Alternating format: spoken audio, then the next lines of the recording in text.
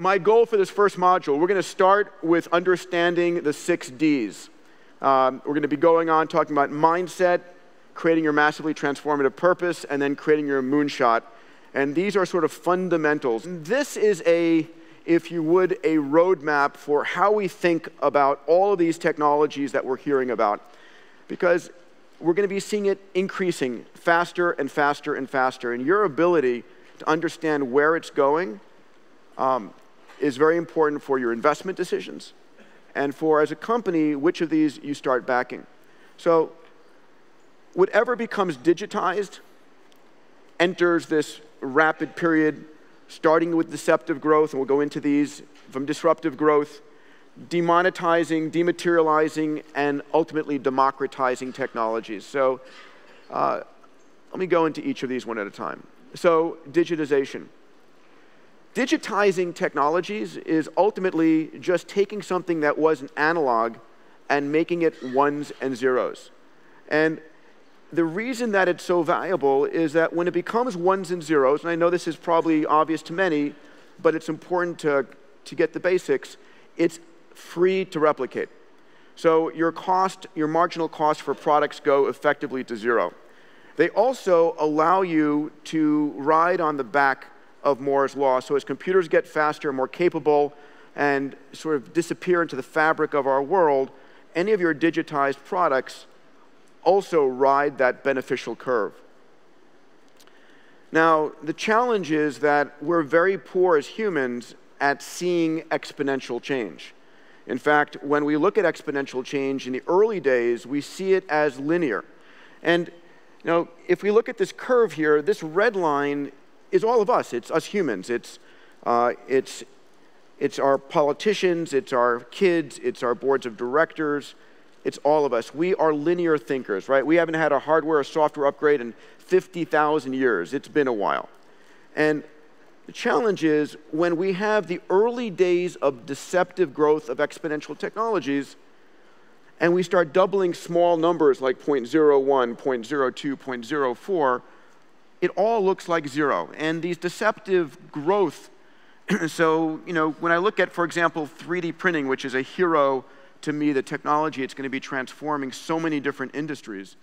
The challenge is that, we all know about 3D printing here, and it starts to become really important to us. The challenge is that we don't realize that 3D printing is a 35-year-old technology. 3D printing was invented 35 years ago. And all of a sudden, people are going, my goodness, where's this coming from? It just didn't materialize. It's been in a very slow period of growth. And now, your goal, and we're going to be talking about this, is when are these technologies ready for you to invest in and start using? When does it hit the knee of the curve, so to speak, before it becomes disruptive and starts changing all of our businesses? So we'll be talking a little bit about that. But again, deceptive to disruptive. And when it becomes disruptive, it changes everything. So what's driving this? What's driving this truly is faster and faster computers. And I want you to take away an understanding of what this means. You've heard of Moore's law. Many of you may sort of get Moore's law as this idea of faster computers, but let me give you the details of what it is.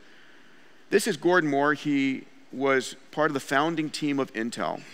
And in 1958, he published a paper that basically said, listen, I'm sorry, in 1965, he published a paper that said, over the last period of nearly a decade, the integrated circuit has been predictably getting faster and faster. The number of transistors per integrated circuit has been doubling every 18 to 24 months. And he said, it's likely to continue. And it was that simple statement that has been underpinning all of this exponential growth that we've been seeing. And I want to give you a physical manifestation of this. So this is the first integrated circuit. What you see horizontal and vertical are 2 transistors. They're about a half-inch sort of feature scale over here. And in 1971, Intel put out its first commercial product, the Intel 4004, 2,300 transistors, 10,000 nanometers feature, about $1 a transistor. And the first integrated circuits were expensive, were used for the Defense Department, were not driving consumer products yet. But what we've seen is this march of Moore's law that continues on and on and on, and ultimately it looks like this, right? This is NVIDIA chip from, it's the best image I have still, from 2012. It's a graphical processor unit, but 7.1 billion transistors at, a millionth, a 10 millionth of a penny per. And it's this physical manifestation that is causing all of these changes, this exponential growth that we're seeing, because ultimately this allows you to do far more computational power and create all of the technologies we're talking about on the back of Moore's law. So are we good here? This is the underpinning. This is Moore's law visibly represented to you. And I want you to see it and feel it, because when we take our iPhone 5 and throw it away in the drawer when our iPhone 6 comes out, we don't think about this, right? The iPhone 6, in the launch weekend of the iPhone 6, there were more transistors sold in the launch weekend than all the computers and all the cell phones and all the devices on the planet during all of 1995, just as a reference. 100 billion times improvement over those two. We're seeing Moore's law in other places. You saw this last night.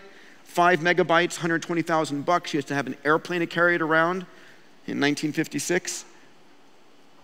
128 megabytes 10 years ago for $99.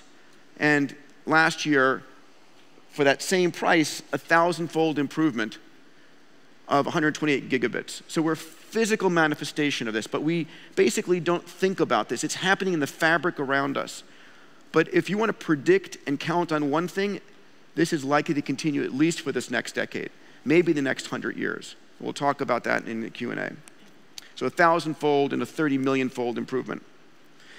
So the dematerialization, and I hope all of you guys will take this photo at the photo booth, is happening because of this. So the question I want to ask you is, why is it happening? First of all, we have these digital devices, all of you have them here, and these allow for products and services that you thought might not be able to be dematerialized to end up on your phone as an app.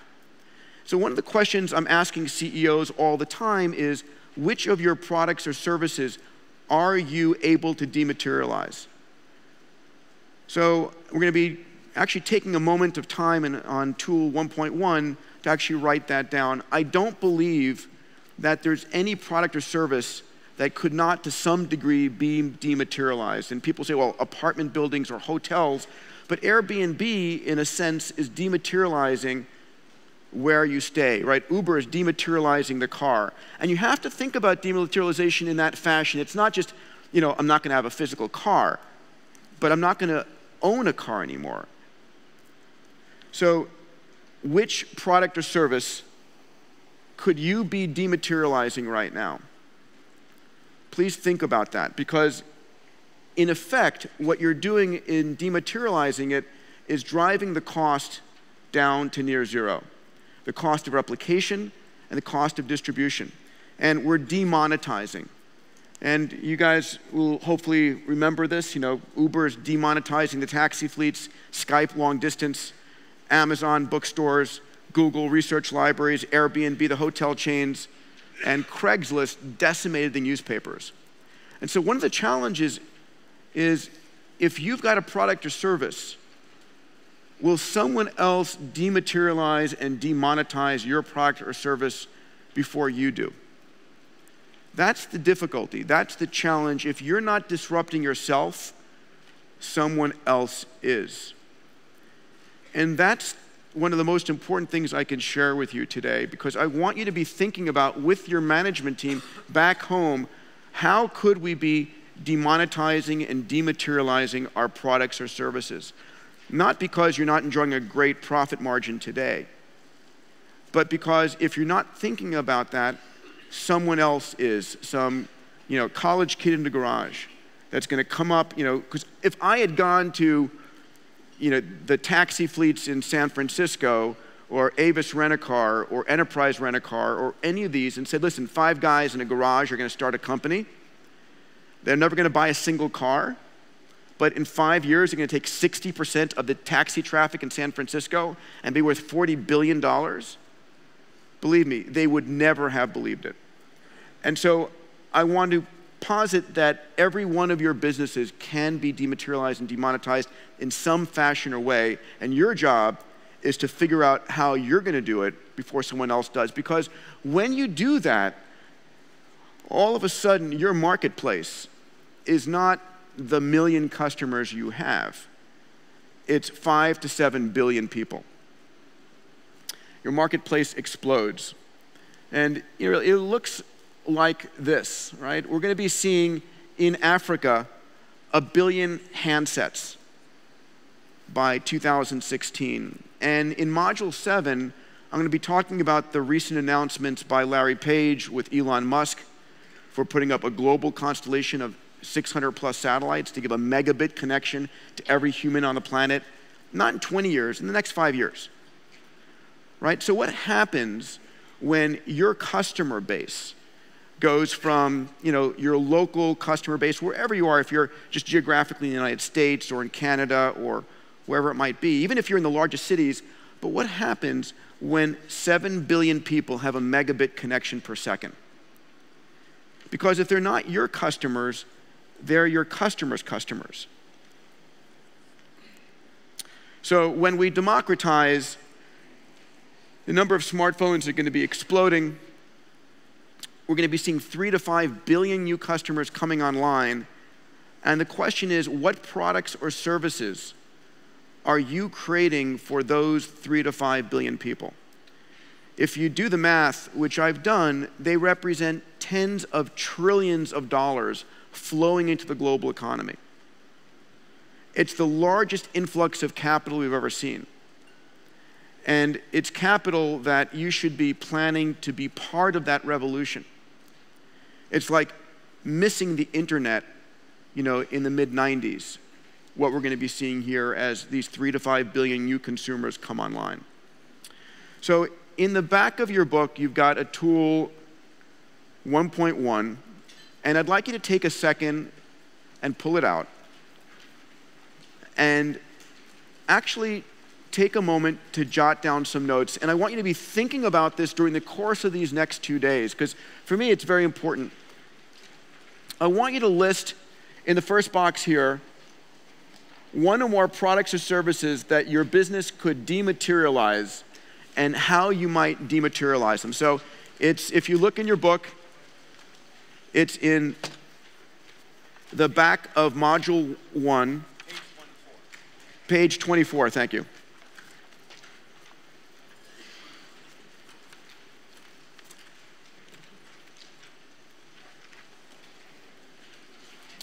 And I want you to take just 5 minutes now and just think about which of your products or services could you dematerialize and then demonetize, and then which of your products or services do you think could be of interest to 1 billion new consumers coming online? So for me, I believe in over this 25-year future that we're working on together, that eventually Abundance 360 will become dematerialized, right? We will, as you start to see the virtual telepresence capabilities, rather than, moving your bodies across the world, we have people here from around the planet, we're going to be able to have this equal experience, perhaps even better experience in the virtual world. So I think we're going to start to physically dematerialize Abundance 360. It's demonetizing the product. I'm able to offer it at a lower cost because you save on hotels and travel. And then ultimately, my goal is to inspire and educate billions of people about creating this world of abundance. So what's yours? Let's take 5 minutes right now. Please take a moment and just take and think about this.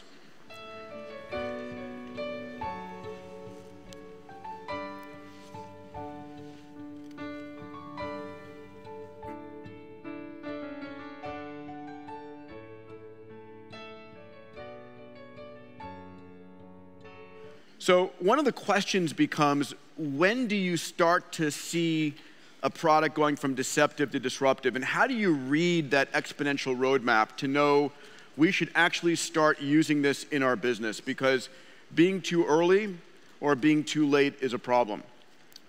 And reading an exponential roadmap's really important because when it becomes disruptive, it's very difficult to catch up. I hope you've heard, I'm not going to use the example here, but of Kodak, right, that invented the digital camera in 1976, and then in 2012, that very technology that they invented put them out of business.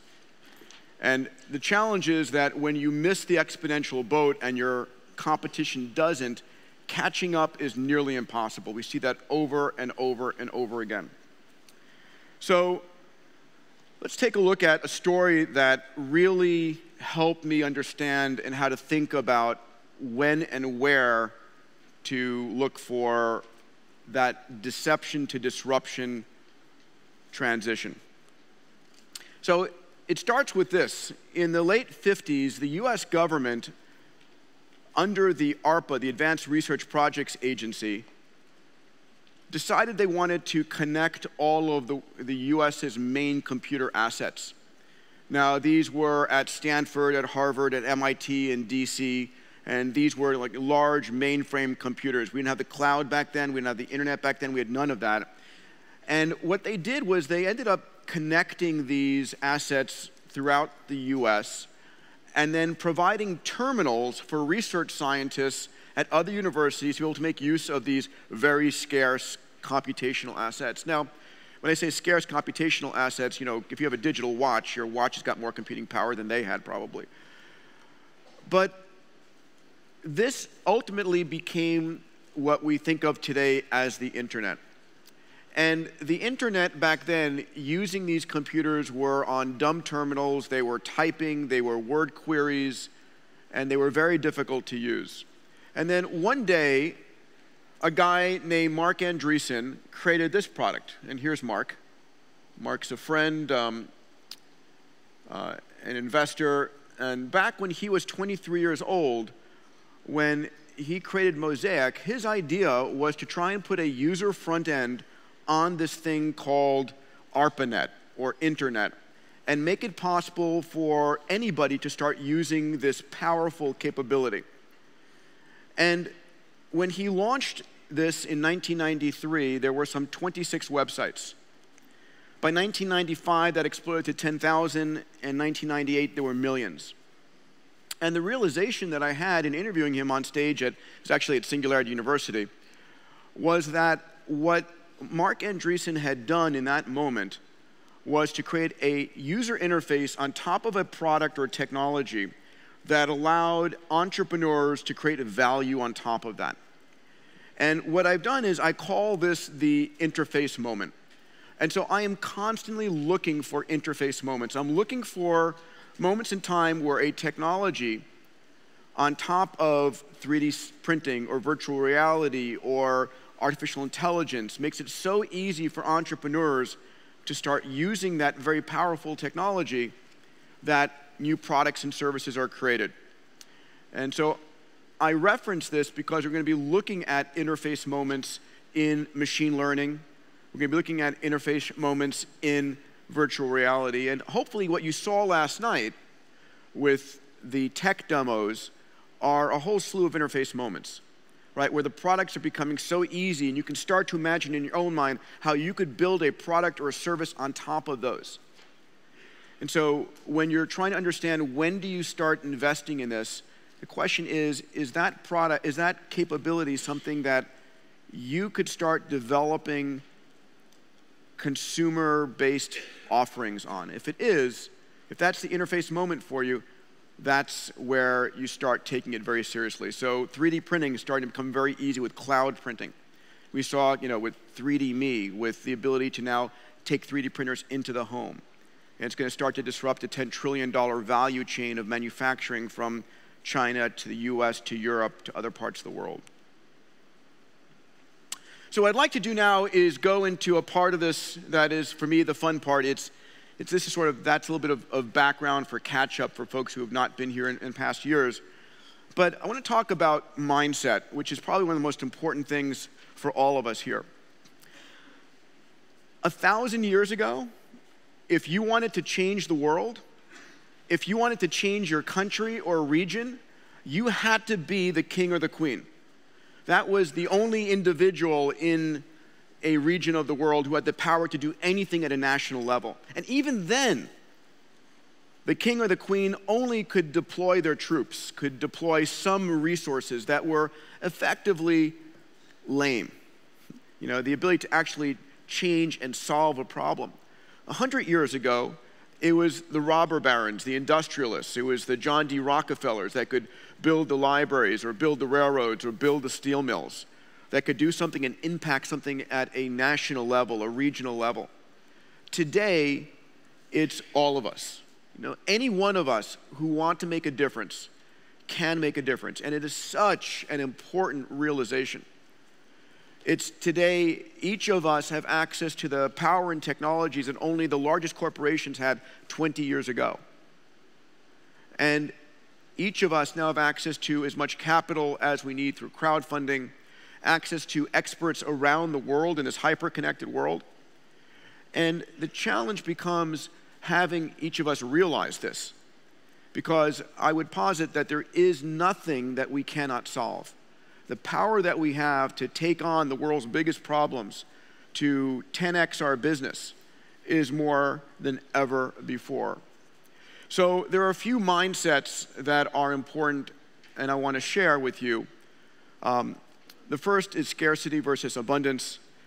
We're going to talk about massively transformative purposes, and then moonshot or bold thinking.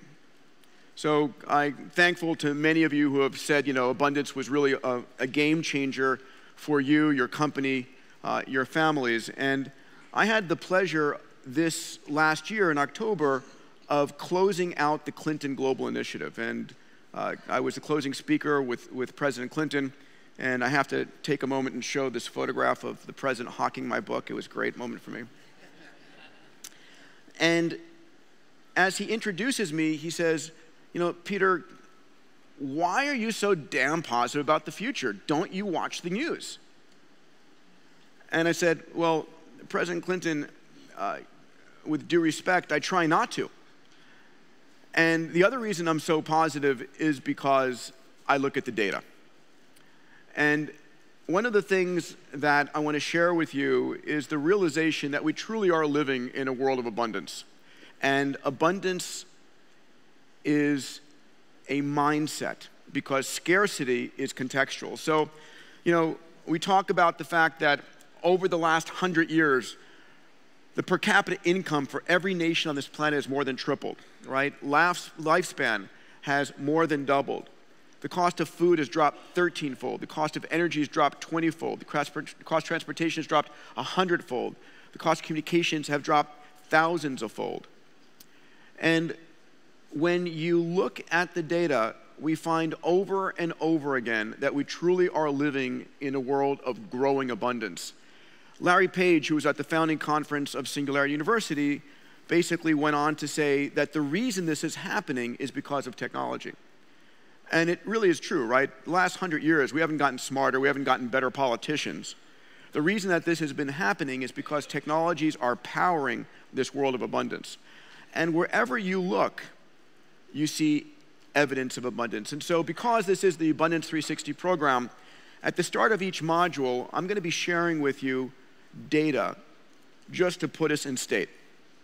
And in the back of your books, you have all of these charts so that you can take them home and share them with other people. But let's take a look here. So this is the number of people living on $1.25 or less per day, dropping from 2 billion down to under 500 million.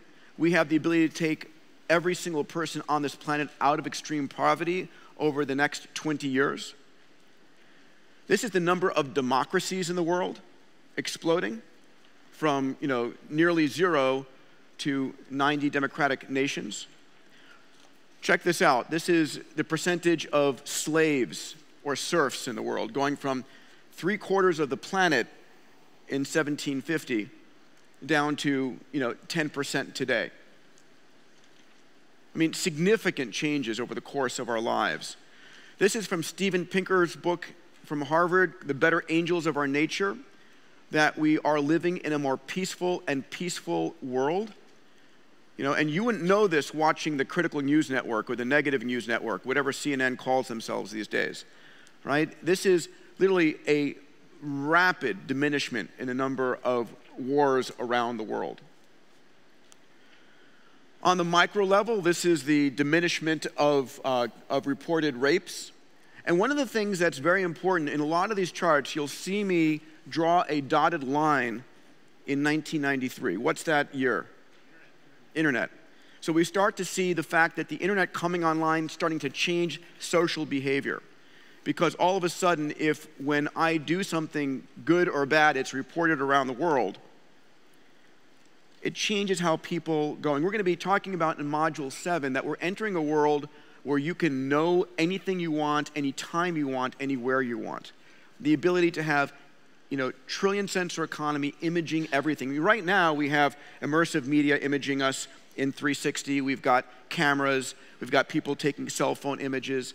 We're going to start entering a world where everything is being watched and digitized. And it's going to change the way your consumers, your board members, your children behave. Check this out. This is the number of children per family. So going back just 50 years ago, the largest was average of 6 children per family around the world.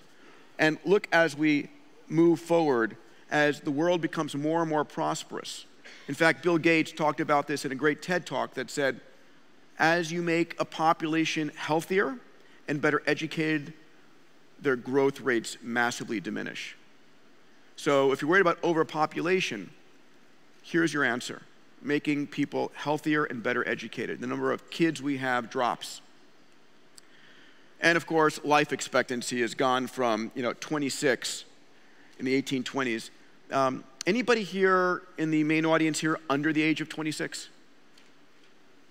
So, I just want to point out, and I'm going to be pointing this out over and over again, all of us here are here because this growth curve has increased.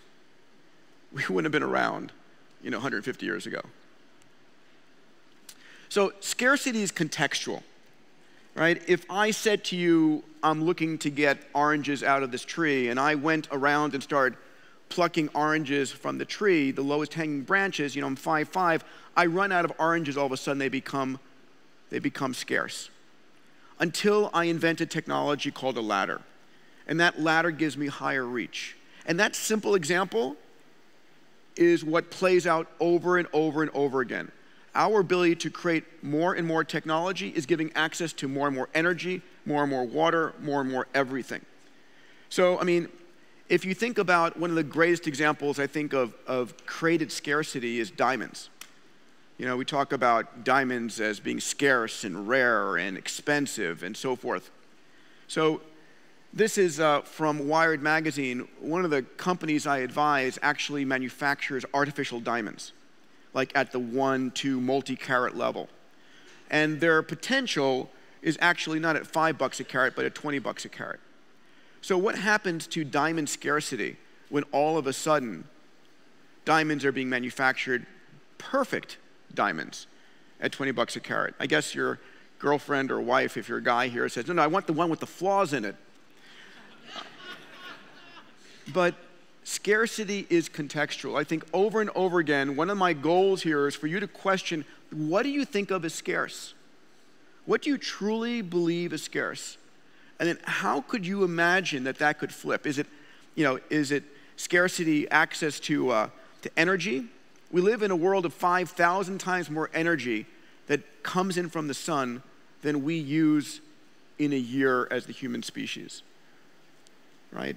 We are creating, I'm not going to go into the politics and the environmental impact, but fracking all of a sudden gives us unlimited natural gas. Water, we live on a water planet, right? The problem is that 97.5% of that water is salt water. 2% is ice, and we fight over 0.5% of the water on this planet. But there are technologies like graphene, technologies like that Dean Kamen are creating, that's giving us access to extraordinary ability to convert that salt water into water on our water planet. We live on a water planet. Health, we have the Qualcomm Tricorder X Prize. We had 330 teams. We're down to the top 10. And now those 10 will have a winner this year. And we're talking about a device that any mom or dad or kid could use, like your cell phone, and diagnose themselves better than a team of doctors. We're talking about democratizing and demonetizing diagnostics on this planet. You know, learning, we just launched the Global Learning X Prize for an application that can take a child where there's no school, no adult, and take that child from illiteracy to basic reading, writing, and numeracy in 18 months. And the winner of that X Prize, we're going to put open source, and our goal is it's on every device manufactured. So what happens when every smartphone, every tablet is a teacher? We have billions of teachers out there, so learning is no longer something that's scarce. Are you worried about time? What if we add 30 or 40 healthy years on your life? Are you worried about money? In this year, there's going to be $15 billion of crowdfunding. By 2020, it's $100 billion of crowdfunding. Are you worried about expertise? As 3 to 5 billion people come online, you'll have access to the most extraordinary quantum physicists or machine learning experts, whatever you need. There is no expertise you cannot have access to. It's a matter of changing your mindset. We'll talk about that in exponential organizations of, do they sit at a desk in your office, or are they someplace in Kazakhstan, or someplace, you know, on the other side of the country? And then resources. You know, I have people talk, well, how can you possibly have, you know, abundance of resources? They obviously haven't been watching my work in planetary resources, which is the notion that the Earth is a crumb in a supermarket filled with resources, right? In the last 15 years, we have discovered trillion-dollar assets that are much closer to reach than the surface of the moon, that are flying by Earth filled with platinum and building materials and fuels and so forth. So the same way that we thought of, you know, old world Europe and the new world for gold and spices, we're living in a time where we can go down 5,000 feet under the ocean surface, then 10,000 feet below the ocean floor to mine for oil. Technology opens up our access to more and more resources. So I really want to ask you to think about, there is nothing scarce. It's a matter of your context and mindset. So in my next book, Bold, that all of you are getting a copy of at the end of this module, right, Marissa?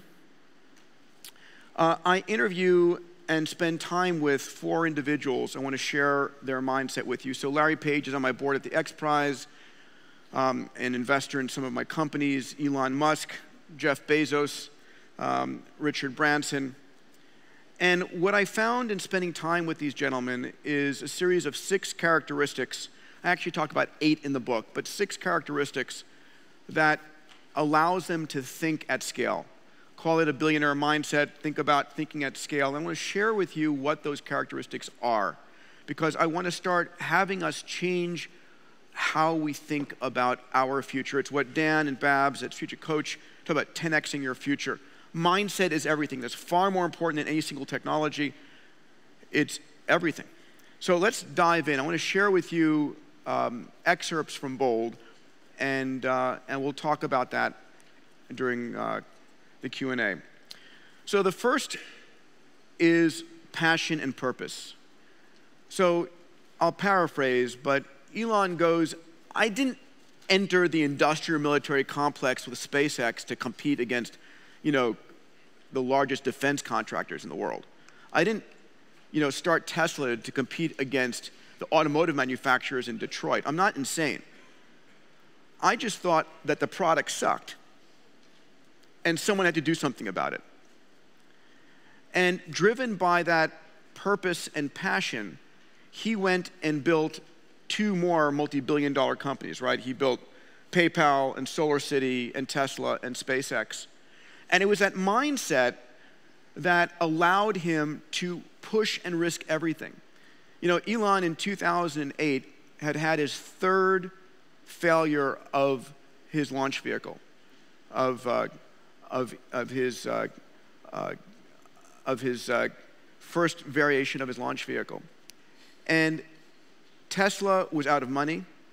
SolarCity was not getting financed. He borrowed money to basically live. And everything changed at the end of 2008. You remember the economic crisis. But driven by his passion and purpose, he bet every single penny he had. And today, when you see him on the cover of every magazine and being someone who is, you know, running 3 multi-billion-dollar companies, we think, oh my God, he's lucky or whatever. The guy is driven. And ultimately, for you to make a difference in your business, if you're not absolutely passionate and driven by that purpose, you will not risk what you need to. You will not keep going when it gets difficult. And one of the things I learned is, I didn't get into the asteroid prospecting or human longevity because, I do think they're huge markets, but because they're easy. It's like, this is my purpose in life. These things I want to do. So I want to ask you, is what you're doing in your business and your company your purpose? Is it your highest calling? Is it something you're doing because your mom and your dad told you to do it? Or because it's easy money? Because in the world today, I think that we have the luxury of being successful and fulfilling our passion and purpose in life. Jeff Bezos talks about the absolute critical importance of experimentation. And Amazon's been an incredible success. I want to actually read this. He says, the amount of useful invention you do is directly proportional to the number of experiments you can run per week, per month, per year. If you're going to increase the number of experiments, you're also going to increase the number of failures. You've got to be willing to be misunderstood for long periods of time. And Jeff goes on to talk about the notion that, if you're not willing to take risks to experiment, you're dead, right? The day before something is truly a breakthrough, it's a crazy idea. And so the question is, where inside of your companies, inside of your organizations, are you experimenting and taking crazy ideas? Because I guarantee you, in this world of exponential entrepreneurs, they are over and over and over again. And they may have a 1 in 1,000 chance of succeeding, but if you don't have a relationship where you're backing those entrepreneurs and trying off-balance sheet risk-taking with the incentive competition or by investing in them, you're going to miss the boat. And so Jeff and Google starts, acquires, builds 700 to 800 new companies per year. They kill most of them. You only see the ones that bubble to the top, but it's massive experimentation. So where inside of your company, your product, or your service are you experimenting? Customer centricity, I think this is obvious, but how many times do technologists come up with a product, this is a cool product, I wonder who can use it? So I think that, I'm not going to spend the time on this, but Larry talks about how critical really focusing on customer-centric thinking is. Richard, who's a very good friend, a backer, X-Prize, and a number of my companies, one of his key points is he says, entrepreneurs are misunderstood. You think of them as people who take risks, but entrepreneurs are the people who not only take risks, but offset them. So when Richard started Virgin Airlines, Virgin Atlantic, people thought he was crazy to sell Virgin Records and buy a 747. But what he did was brilliant. He negotiated the right to sell back the 747 1 year later if his venture did not work. So he actually capped his downside. In 2004, when he bought the rights from Paul Allen and Burt Rutan for Virgin Galactic, right, the winner of the X Prize, he went to Abu Dhabi and sold 1/3 of the company and recapped all of his capital.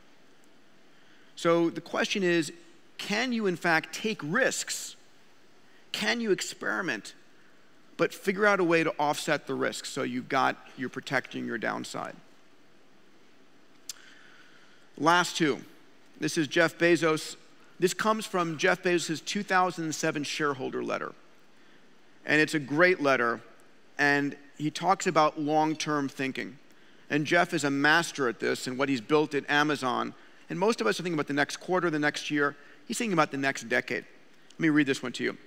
We will continue to make investment decisions in light of long-term market leadership considerations rather than short-term profitability considerations or short-term Wall Street reactions. We choose to prioritize growth because we believe that scale is central to achieving the potential for our businesses. Really important point, folks. The internet is enabling something called winner-take-all situations, right? There's one Amazon. There is one eBay. There is one Google. And so one of the things that Jeff realized early on is these network effects, that if you get big enough, and we're going to see this playing out in the data space, if you get enough data to the point where your product or service driven by the data is so much better, people can't catch up. And so scale is critically important. And we'll talk about that in the virtual world. We'll talk about that in human longevity again, and probably this afternoon. I'll ask Jeremy, perhaps, Jeremy Howard, to talk to this. Network effects in the internet world, if you get out ahead of everybody, ability for people to catch up can be nearly impossible. You get one major player. And then finally, Larry Page talks about optimistic thinking, and he goes basically, listen, the world is getting better and better. It's driven by technology. If you're not optimistic, you're not going to see the potential. Be optimistic. So when I look at this, on one side, scarcity is duty-driven, right? How many of you are here out of duty versus driven by your passion? And I want to just say one thing. If you're here out of duty, if you're doing what you're doing because you inherited the company, because because it seemed the quickest way to make money, I want to urge you to think about going after your passions. Scarcity mindset is pessimistic, right? It's Murphy's Law. Anything can go wrong, you're screwed, forget it, give up. Abundance is optimistic. Screw Murphy. If it fails, fine. Pivot, iterate, experiment, try again. This is what Jeff talks about. In scarcity mindset, you're resentful and fearful. You're suspicious. You're a loner. Who wants to be with you in a scarcity mindset? In an abundance mindset, you're grateful. You're confident. In scarcity, it's near term. I can't afford to think long term. I've got to worry about what's going on right now. In abundance mindset, it's long-term thinking. The future is better than you can possibly imagine. I'm going to be investing because I'm looking at 10x growth. And then finally, in scarcity, it's small-minded thinking. I can't take risks. I'm happy with 10% growth. Moonshot thinking is your abundance mindset. I can go 10 times bigger. We'll talk about that in a moment.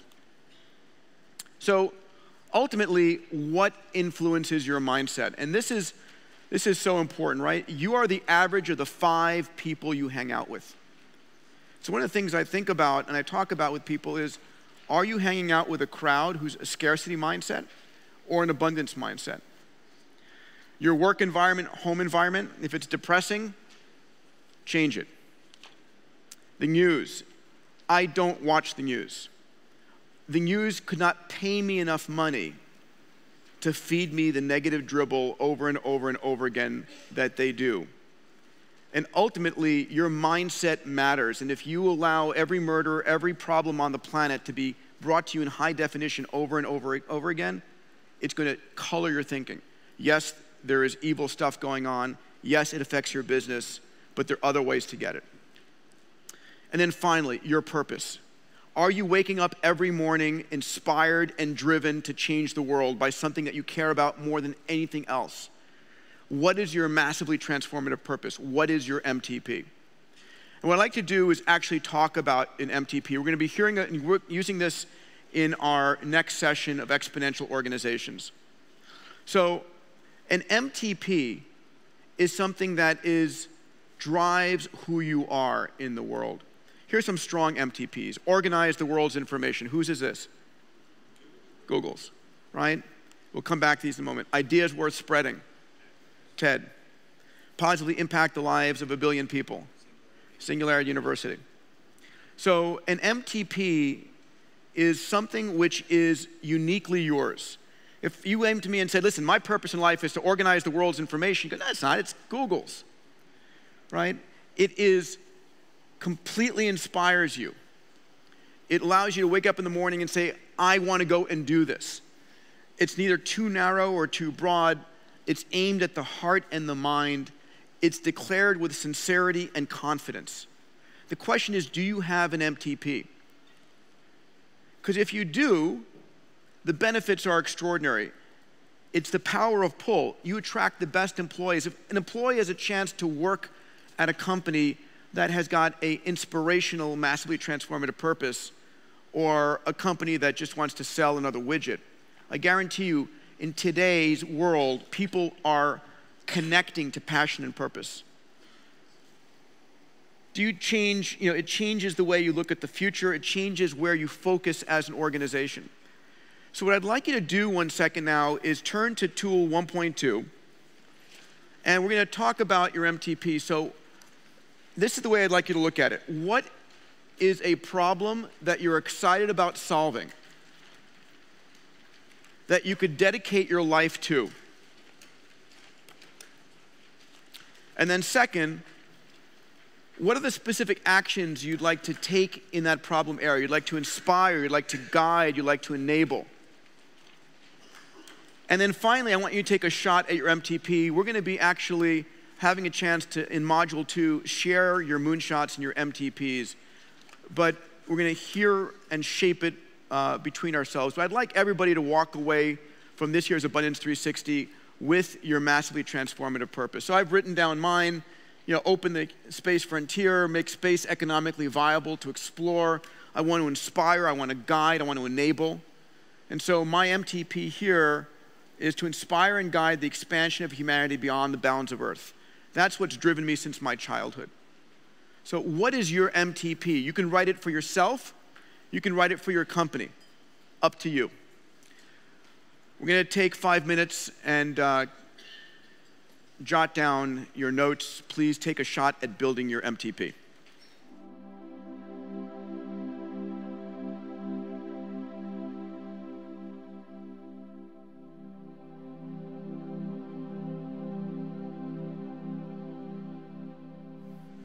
So it's not easy to come up with your MTP, and I don't expect all of you are going to have it right now. I just want you to have this as a takeaway over these next 2 days. And you're going to see this in our module number 2 in exponential organizations be important to you. I want to talk about now something that is really important, which I think of as uniquely possible for entrepreneurs today.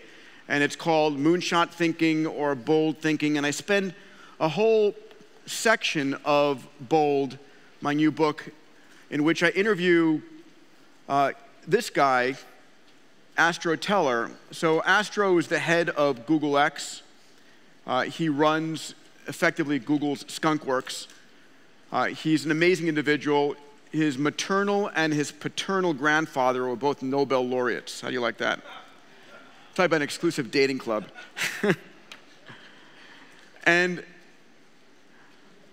Astro, when he went to Larry Page to talk, to figure out this startup environment that they were doing, he said, Larry, what are we doing? What should we be thinking about? What are we doing here at Google X?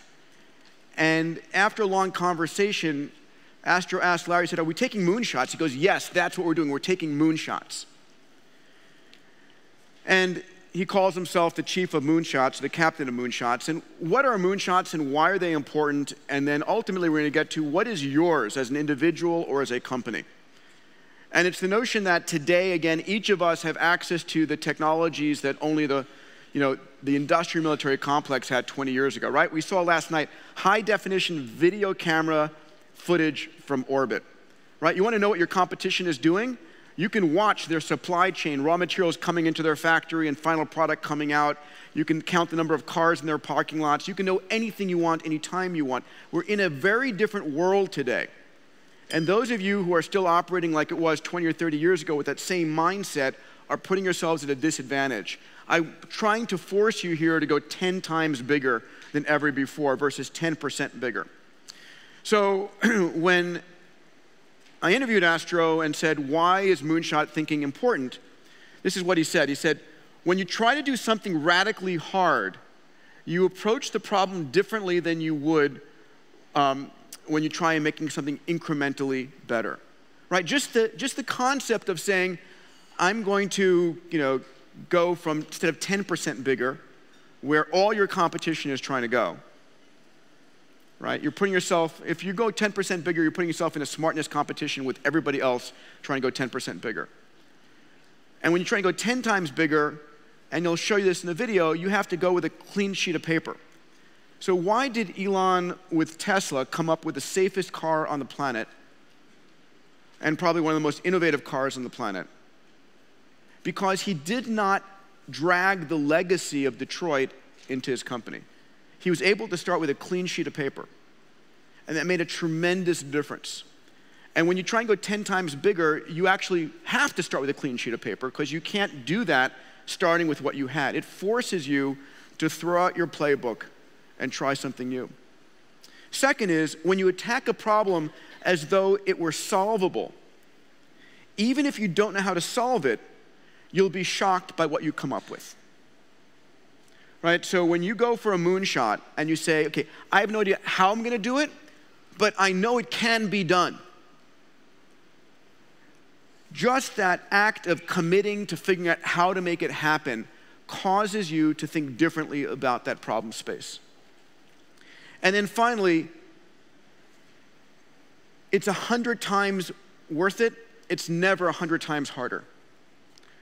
Right? So going 10% bigger versus 10x bigger.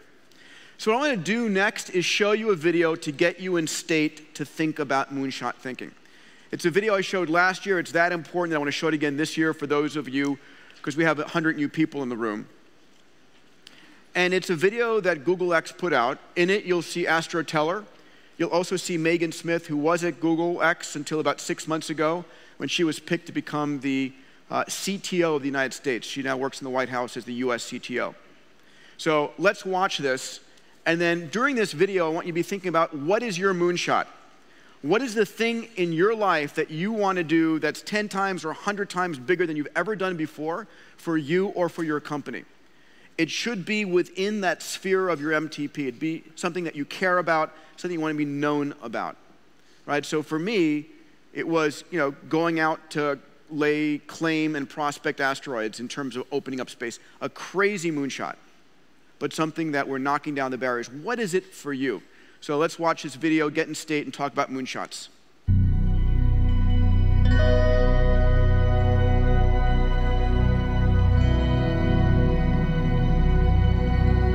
The actual moonshot is wonderful, inspirational, poetic, beautiful, involved great technical challenges, genuine heroism. It brought the world together. But think about the Polynesian islander on the dugout canoe, deciding one day they were going to go that way. No one had ever been that way before. No one even knew if there was anything that way before. It was amazing, and it changed the world. People can set their minds to magical, seemingly impossible ideas, and then through science and technology, bring them to reality. And that then sets other people on fire, that other things that look impossible might be accomplishable. Galileo is such a hero, in thinking big, and what he represents to me is both curiosity and wonder that humanity had, that he had, that pushed him and drove himself to invent and work on the first telescopes that allowed us to see the moon, and here we are. These aviation pioneers were figuring it out as they went. No one really knew how to build an airplane, right? No one knew how to fly an airplane. It was amazing and crazy and wonderful, and they wanted to explore. Many years ago, the great British explorer George Mallory, who was to die on Mount Everest, was asked why did he want to climb it. He said, because it is there. There's so many challenges in the world, and you can feel daunted by that, and sort of oppressed by that, or you kind of say, how might we think differently about this? Everyone else in the world is working on that next 10%. If you can be the one that delivers that 10 times improvement, you have a chance to really change things. If you want cars to run at 50 miles per gallon, fine, you can retool your car a little bit. But if I tell you it has to run on a gallon of gas for 500 miles, you have to start over. You need a lot of courage in this work, and you need a lot of persistence. One of the things that's really critical is not only having the courage to keep trying every day or thinking big, even if you don't really 100% believe it's possible, like you might think this might be possible, have the courage to try. That's how the greatest things have happened. You don't spend your time being bothered that you can't teleport from here to Japan, because there's a part of you that thinks it's impossible. Moonshot thinking is choosing to be bothered by that. We choose to go to the moon in this decade and do the other things, not because they are easy, but because they are hard. Humanity's progress has been a series of amazing, audacious things, from the very small and personal up to the great, big, and grand. And we are a species of moonshots. And to me, that's like the really amazing, poetic, and inspirational thing. I think our ambitions are a glass ceiling on what we can accomplish. When you find your passion, you're unstoppable. You can make amazing things happen. It's been true through all of history. I believe in the human spirit, and I believe that there are always going to be crazy people who will get out of bed one morning and say, you know what? I think I can build a space elevator, and let's go and do it. But I think that if we become afraid to take these great big risks, we stop inspiring people. We stop achieving things. And the biggest nightmare scenario is that we won't have what it takes to solve the really big challenges.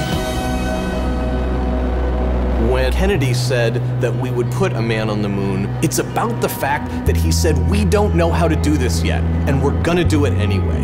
And that sends chills up everybody's spine. Because if that happens, what couldn't we do?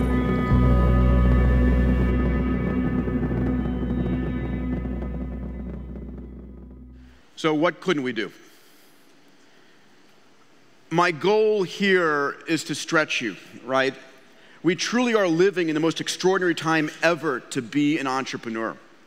It's a period of time where you have access to the world's information, you have access to artificial intelligence coming online, you have access to synthetic biology, you have access to imaging everything, you have access to manufacturing, you have access to thinking about something and materializing it in front of you and manufacturing it seconds later.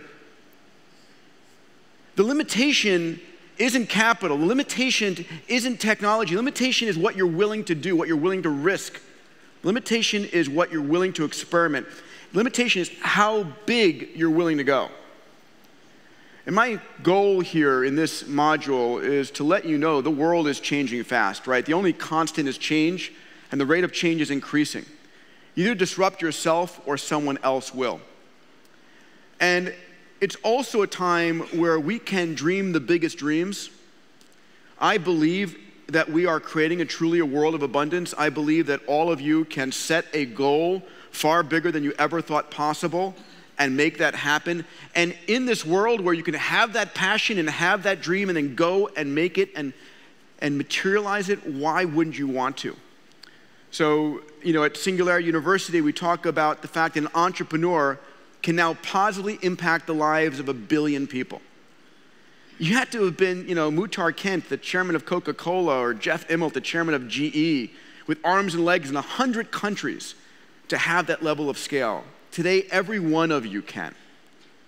So my challenge for you is, what is your moonshot? Right? Where inside your personal life, your company, are you going 10% bigger where you should be thinking 10 or 100-fold bigger? Because I guarantee your competition is thinking 10%. And with the rate of change we're in, right, that 10% isn't going to cut it anymore.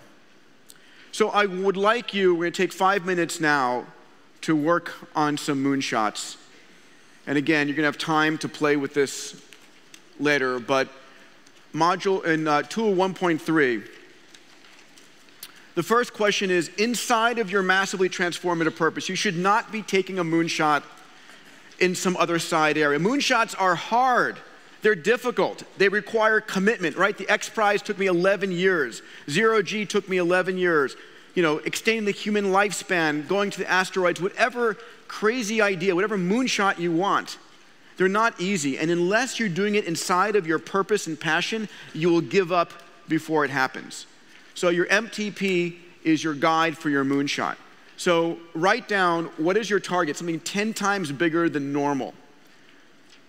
So inside of my MTP of opening up space, prospecting and mining asteroids.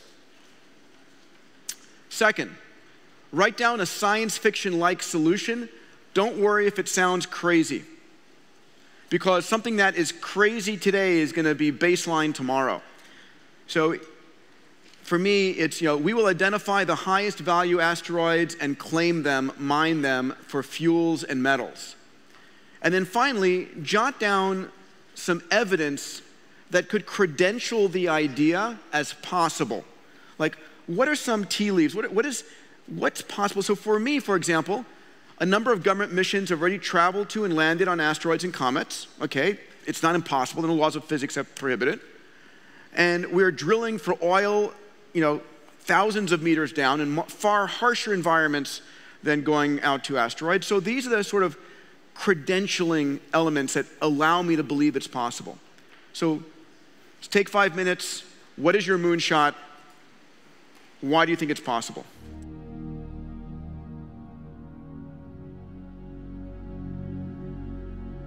You're going to have time to work on this over the next 15, 20 minutes as well. Because what I'd like to do at this point is bring on stage Salim Ismail. Salim, where are you? He's coming, all right. So let me introduce Salim as he's coming. He is a dear friend of mine. He ran Singularity University during its founding year. He is the global ambassador of Singularity University. He is the author of Exponential Organizations. He is a gentleman who has been researching and understanding how and why companies go from an idea to multi-billion-dollar valuations faster than ever before. Ran Brick House at Yahoo, their incubator, and as I said, a dear friend. So I'll be properly introducing Salim in the next module. That he'll be pitching me. No, come back here. Come back here. You're not leaving. But what I want to do is bring up some reinforcements on this next section. What I'd like to ask you to do is, those of you who are willing, and please, I hope that some of you will be open, to go to the microphone and share your MTP and your moonshot. I'd like to get 3 or 4, depending on how much time we have, maybe 5, and for Salim and I to give you some feedback on it, to help you understand it and shape it and model it. Is that fair? And just because Salim's really smart, I get his help on this. So who wants to go first? Joe? Thank you. I appreciate that.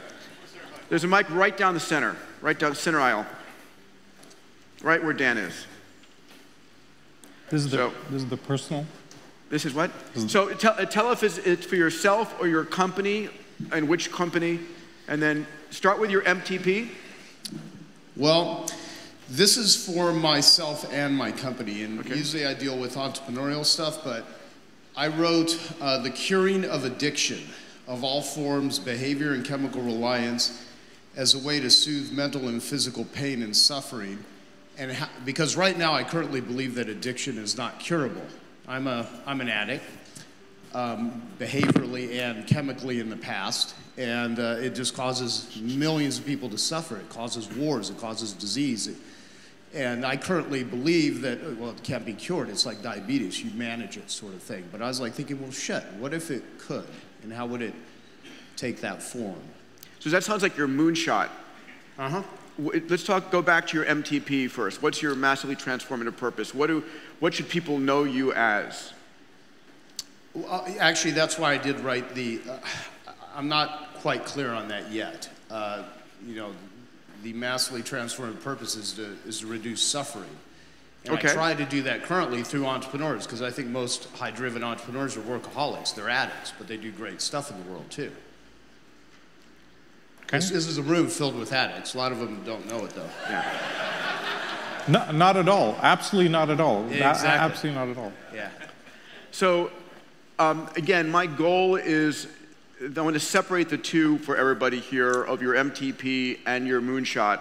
Your MTP can be to reduce global suffering from addiction. And it can be, and then it's a broader area where your moonshot is a very specific, targeted, objective goal. Something that when it's accomplished, it's like an X Prize. When it's accomplished, you know it's done. Yeah, and I'm having trouble with, I can just read what I wrote down. A sci-fi solution, don't sound if it sounds crazy. We will find the cause and symptoms of addiction, depression, anxiety, and compulsivity, and bring pleasure and health to those that are pleasure deaf. Usually right now anyway. So listen, we're inside of your moonshot, which is fine. We can stick there with it for the moment. What did you write down as evidence of that's possible? The discoveries of what's going on in the human brain in the last 10 years is amazing. The legalization of drugs is part of a movement because, frankly, prohibition doesn't work with anything. All it does is criminalize people that have a brain disease. Yep. The acceptance of sexual preferences. This is kind of the decade of where it's cool to be gay and whatever. And I'm not saying that's. Are you coming out here, Joe? Yes, this is my coming out stage. Peter, I love you. Love you too, pal. Much deeper ways than just like, you know, I want to gaze in your eyes later too, hopefully, if we could do that. No, but seriously, it's like we're becoming more accepting of things because it's been so repressed.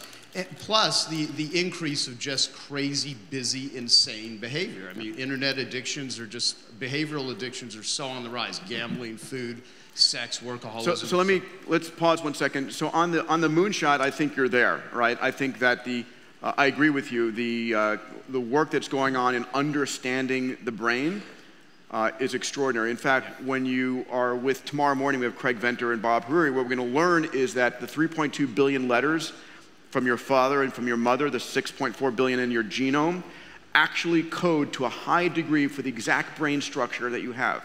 Your brain, its wiring, all of that, how you look, your vocal cords, your behavior, to a large degree, is genetically set and predictable at birth. Far more than we ever thought possible. And the work that's being done by Paul Allen in brain sciences and understanding in fMRI. So I do believe that we're going to be able to understand why people think the way they think and start to change that. So on the moonshot, I think you're there. I'd love to have you work on your MTP more so that it's more encompassing what people think of when they think of you on a personal front, right? That's the guy whose mission it is to cure addiction, right? On the moonshot, it's like get a little bit narrower, that we're going to identify the exact cause and create, you know, a definitive understanding and cure for, and I might even pick a specific kind of addiction to be on a moonshot, right? Versus all of them. Right.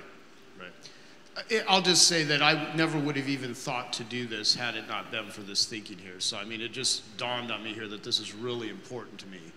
And I just never would have came to that had it just not even been for just... And I believe very much doable, pal. Thank you very much. Thank Please you.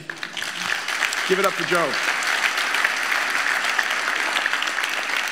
And for your openness and honesty on that.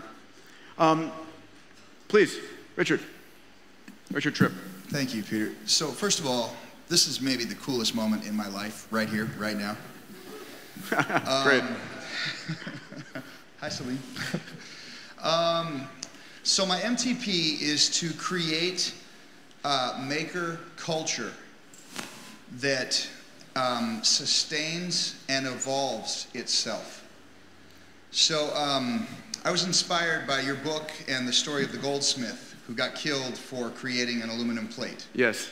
And I think that's a great representation of what often happens to the great makers in our society. They get exploited quickly. Their stuff gets sucked into a system of replication and scale, and the making kind of just goes away.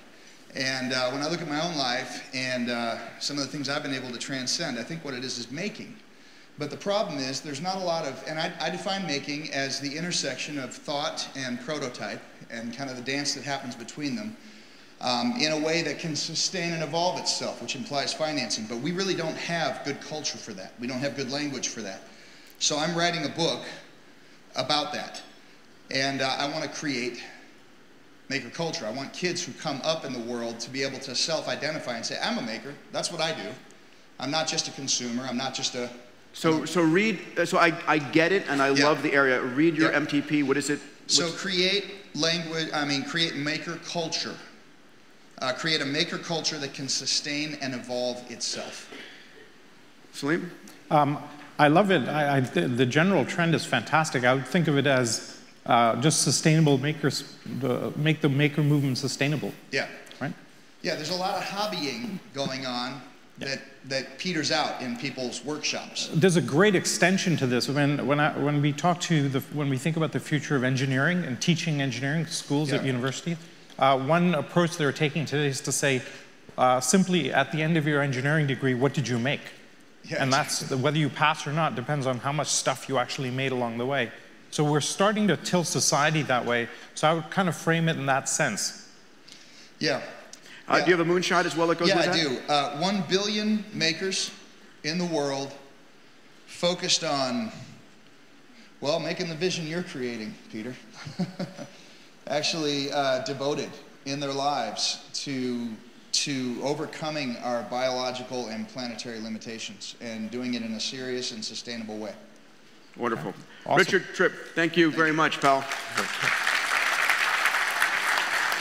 Roger, hey, pal. Can we get the right microphone on for Roger? Test, test. Yes. All right, hi. This has been a work in progress, the MTP, but it's been really interesting going through the process and seeing the results so far. So I'd love your help on it as well. So the MTP, which is mine and my company, which is Entrepreneur Institute, is having a positive impact in the world through the transformation of education, entrepreneurship, and the environment. So it's kind of bringing all three together. And the moonshots, there's two different moonshots we've been aiming at as a team. The first one was a very specific one, which is to have 50 beach clubs and resorts for entrepreneurs around the world, because we saw as co-working spaces, by having spots which were down in paradise spots, it would allow us to be able to have entrepreneurs actually have a very different experience, and for them to also make an impact in areas of the world that actually need their support. We started that about a year ago.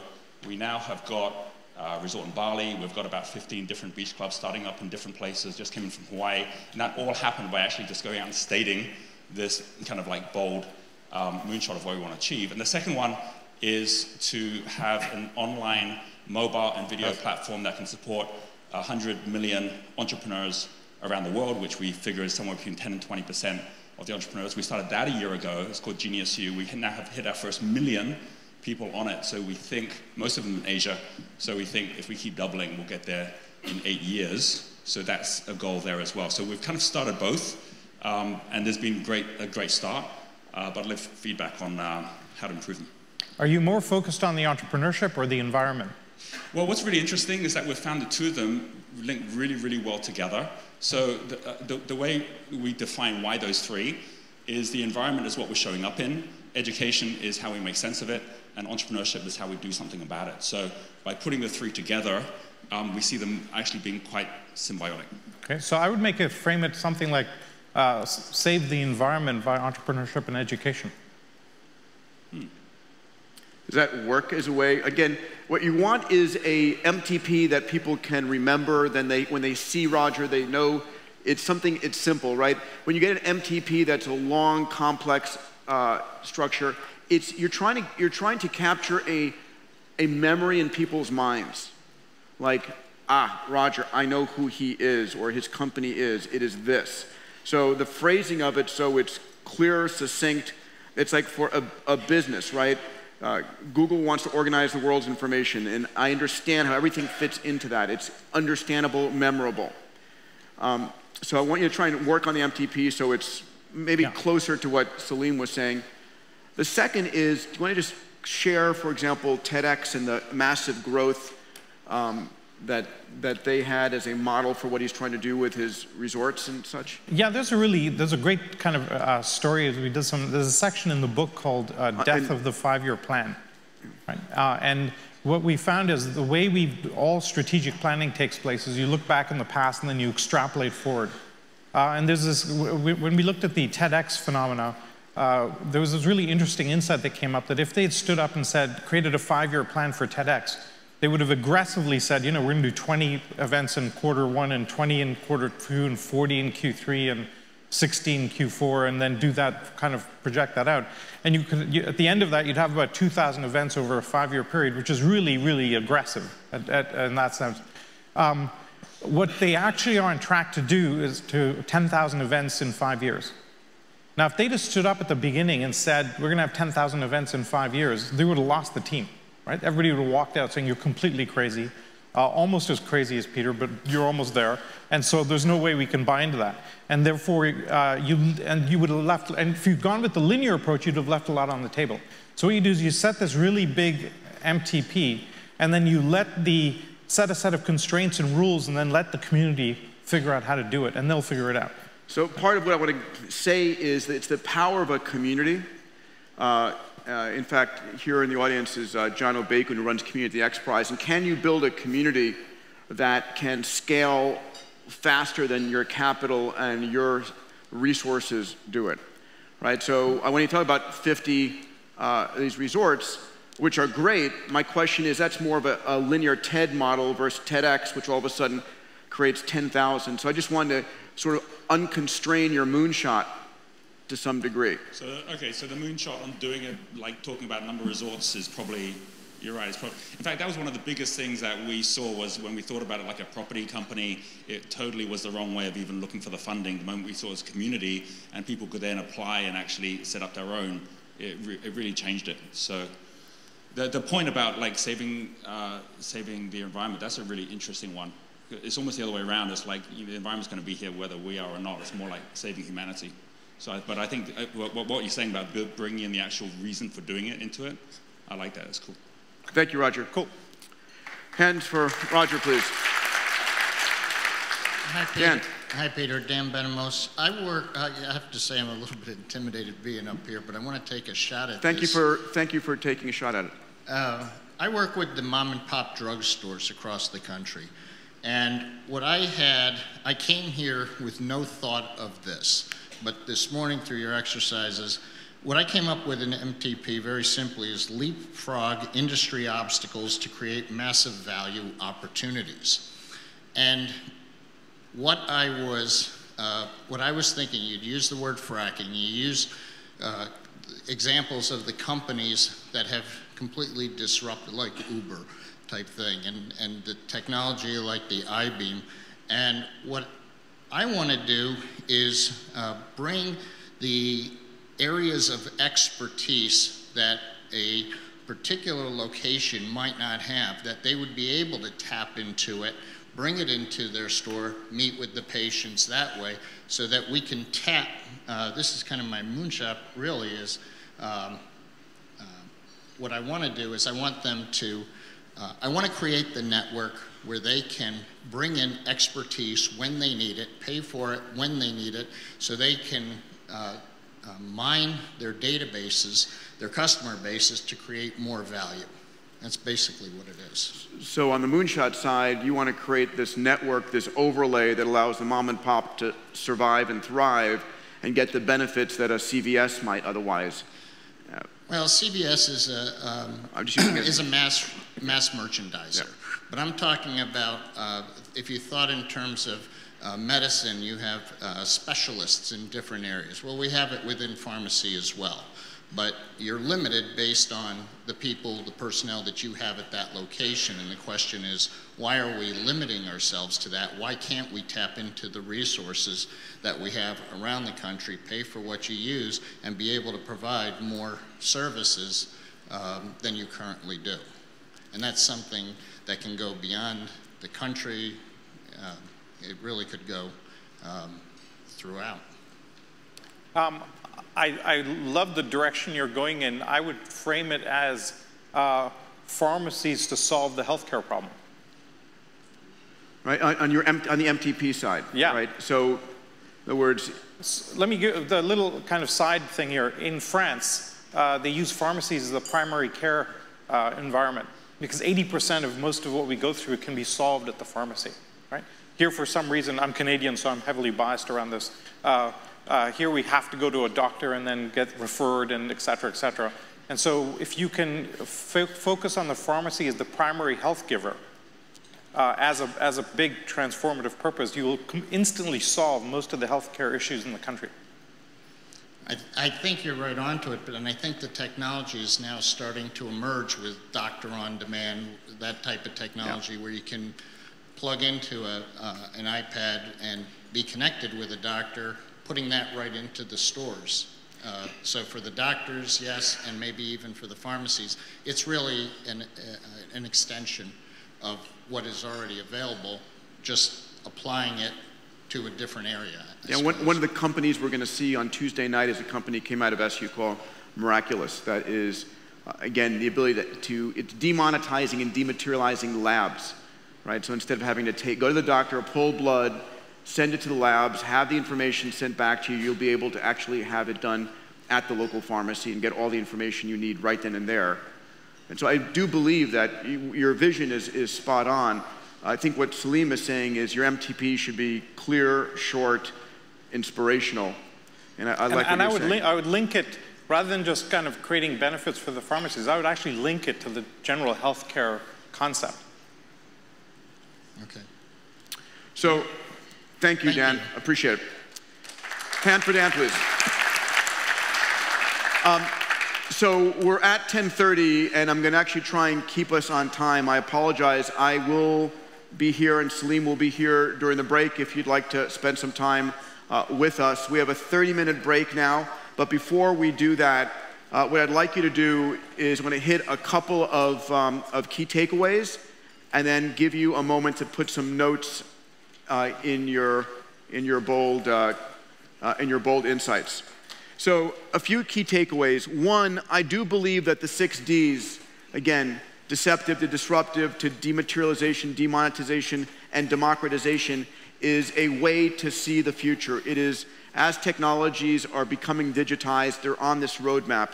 I believe that you need to be looking for interface moments, and I want you to look at them in the technologies you're seeing last night, the technologies we'll be talking about in artificial intelligence, in machine learning, and in virtual worlds.